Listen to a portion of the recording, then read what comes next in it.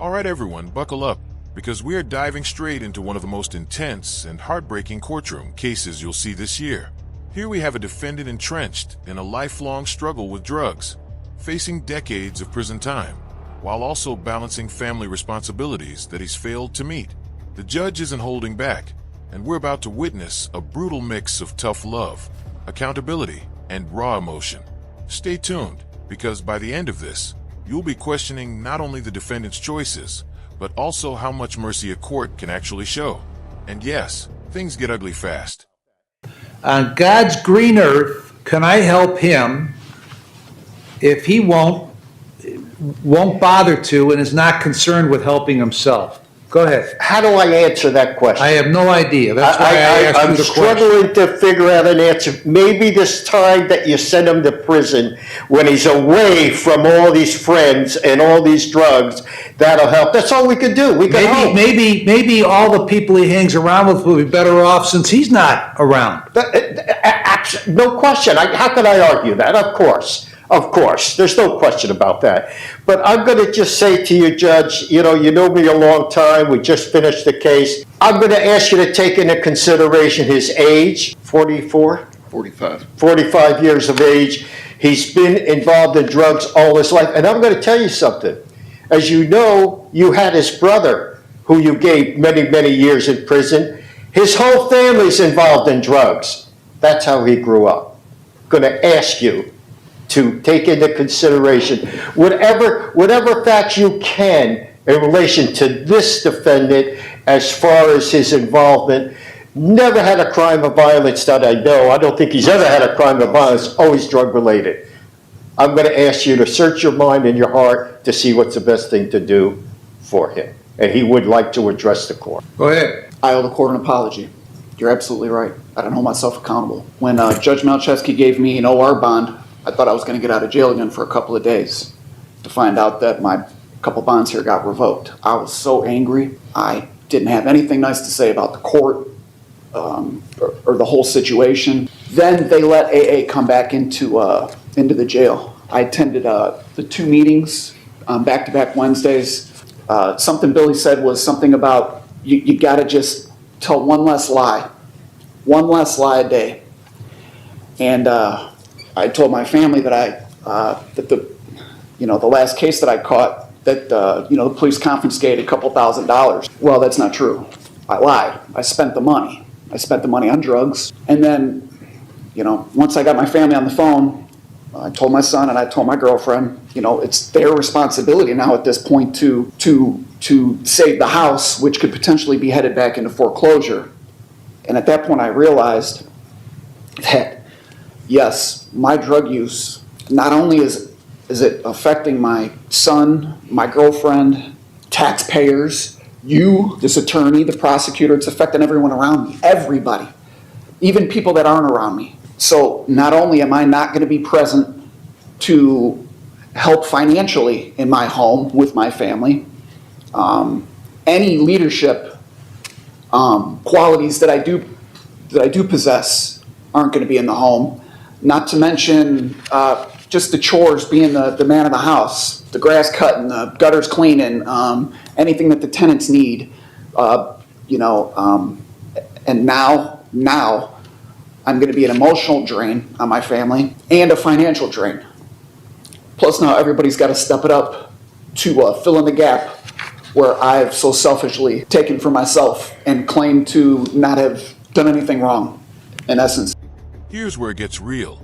The defendant openly admits he lied to his family and the court, spent money on drugs instead of providing for his household, and fully acknowledges the ripple effects of his addiction. Notice how he mentions the emotional and financial drain he's creating. This isn't just about him anymore.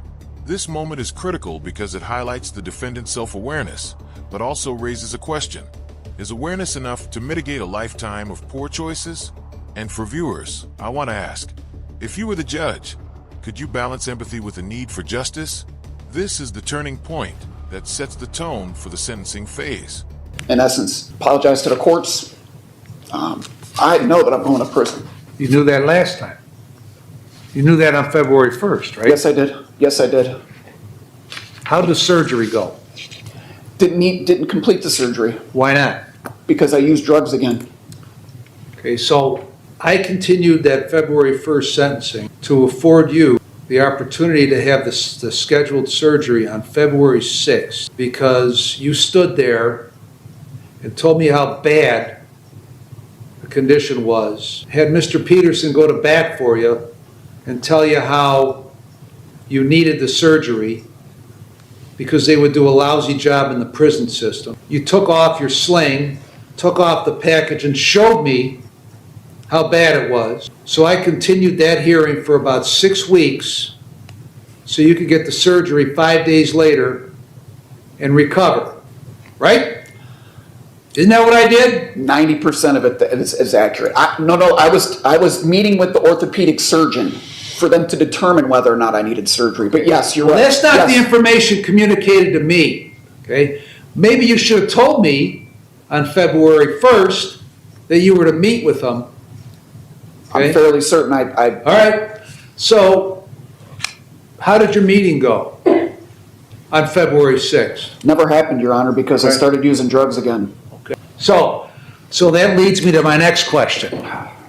As I listened to you talk for about 3 minutes, why in the world would I believe any of what you told me? I don't know how to answer that, Your Honor. Answer it as best you can. I don't know how to answer that question. I mean, I guess expected me to be a drug addict when I behaved like a drug addict. I don't really have a. I don't know how to answer it, Your Honor. I tell you what, I was sick of it on February 1st, and I'm sick of it now. Okay, because everything that you say, everything that you do, revolves around you playing the part of the hapless drug addict who can't do anything about it. And I'm sick and tired of it. The reason that you don't do anything about it is because you don't do anything about it. In the last 2 days, 2 separate cases, I've had 2 young ladies who were terrible, terrible heroin addicts who've been off it for the space of about 4 or 5 years. So what they did was they did something about it. You don't want to do anything about it. You like to wallow in your own self-pity. That's what you do best. And you come here and tell me how mad you were last week when I revoked your bond. And then how all of a sudden Billy came in and now you see the light. That's nonsense. Go on, roll your eyes and shake your head. I don't care. Okay? Because you've earned the position you're in, which is for me to never believe another word you ever say. You've earned that. That doesn't come easy. Anything else? Now, pay close attention here. The defendant repeatedly failed to follow through on commitments, including a critical surgery he postponed due to continued drug use. The judge is visibly frustrated, and rightly so. He even compares this case to others where addicts turn their lives around. The contrast is harsh. The judge's scathing critique, calling the defendant a hapless drug addict who wallows in self-pity, is as much a legal reality check as it is an emotional one. For our audience, think about this. What does it take for someone to break a lifelong pattern of behavior? And how much accountability can the court impose when voluntary change keeps failing? Anything else you'd like to say? No, Your Honor. Sit down. Be careful. Mr. Geigrich? The last thing I would add is that anything less than actual incarceration would demean the seriousness of these offenses. Thank you. Well, it's mandatory incarceration on Yeah. 1133, right? Yes. All right, I've reviewed the pre-sentence report, the drug and alcohol evaluation. I've considered all the provisions, considered what was said in court by the defendant on February 1st and today, considered what was said by Mr. Peterson on both those days, Mr. Geigrich on both those days, and have observed. Here's the legal takeaway, folks. The defendant is facing multiple felony counts, including possession with intent to distribute meth, heroin, crack, and cocaine. The court lays out exact quantities, digital scales, and paraphernalia, each detail crucial in establishing intent and severity. Sentencing is complex. Concurrent versus consecutive terms, credit for time served, and mandatory incarceration all come into play. The judge even imposes a $7,500 fine, which is standard but still significant. What's fascinating here is the precision of the sentencing process. This isn't arbitrary. Every item, every prior record, and every courtroom admission shapes the final judgment. For our viewers, keep track of these details. They show just how carefully the legal system balances punishment and procedure. I've observed and concluded that you're the ultimate con man. On the 22/11/58, you were caught with crack, meth, pills, and a scale. 23/550, meth. 23/10/22, heroin and meth. 23/794, meth, crack, and powder cocaine. 23/10/09, heroin, crack, scale with residue.